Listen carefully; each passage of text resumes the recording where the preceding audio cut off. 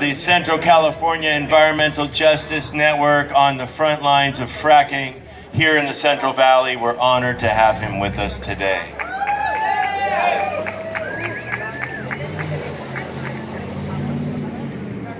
How's everyone doing today?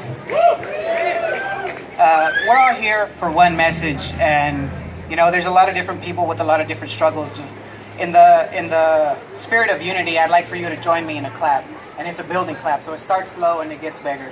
So let's just all, so we can all feel like we're in the same fight.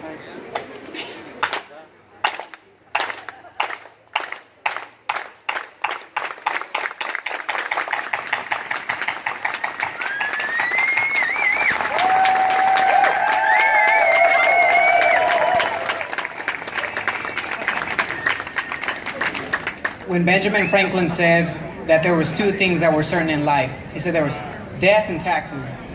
Well, the third thing he left out was leaky pipelines when it comes to oil, because they weren't around back then. But as sure as the bear shits in the woods, oil pipelines will leak. And the overburdened and the disadvantaged are the targets for these pipelines. My name is Cesar Aguirre. I'm with the Central California Environmental Justice Network. And I'm here replacing my brother who actually works with me. And we work in the Central Valley in Kern. We grew up watching my dad work with farm workers, helping farm workers with their rights and immigrants. He worked with the United Farm Workers Union, and we grew up in the Coachella Valley. Me and my brother now work in Kern, fighting oil and gas and several other polluters in the environment. We were born in Coachella. My sister was born in Bakersfield in Kern. She has asthma. We don't. That's not a coincidence. Kern is the most oil-producing county in all of America. 70% of the oil from California comes from Kern County. And 3 of the biggest oil fields in all of California are in Kern. One of the 3, which is Kern Oil River, just in February, had 2 million barrels of oil extracted and 18.9 million barrels of water used. And that's just in Kern County, and that's just one oil field.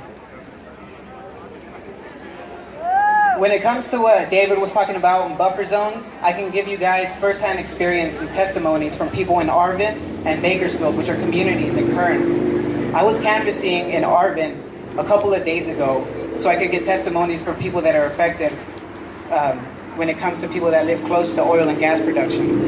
I interviewed a woman that lived in an apartment complex that lived 200 feet from an oil storage tank. The gases that come off of that cause things like premature birth, which in Fresno County, 1 out of 9 babies are born prematurely. Premature birth, COPD, heart disease, and a number of diseases. When I talked to her, I let her know that the gases from these oil tanks can cause premature deaths of babies and premature births. And she broke down in tears. And she said, I can't afford to live anywhere else. I can't afford to live anywhere else. And I asked her, why does this mean so much to you? And she said, I've lived here for 10 years. I've had 4 miscarriages, and my only child was born 4 months premature. And you're telling me that this was because an oil tank that I can throw a rock at from my window? I can't live anywhere else. I can't live anywhere else. And you know what? There's nowhere else to go. This is one earth, it's one land.